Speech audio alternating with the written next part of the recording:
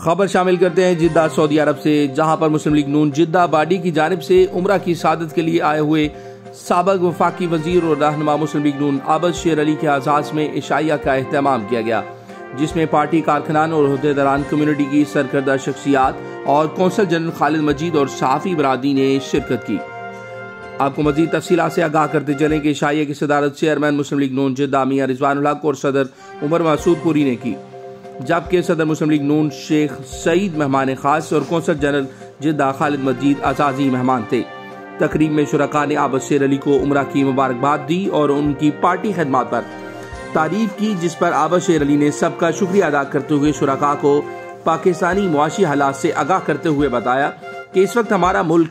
जिस नाजुक दौर से गुजर रहा है, इसको मुश्किल से निकालने के लिए वक्त चाहिए, जिसको बेहतर करने के लिए ओवरसीज का किरदार अहम है, क्योंकि ओवरसीज ज़्यादा से ज़्यादा पाकिस्तान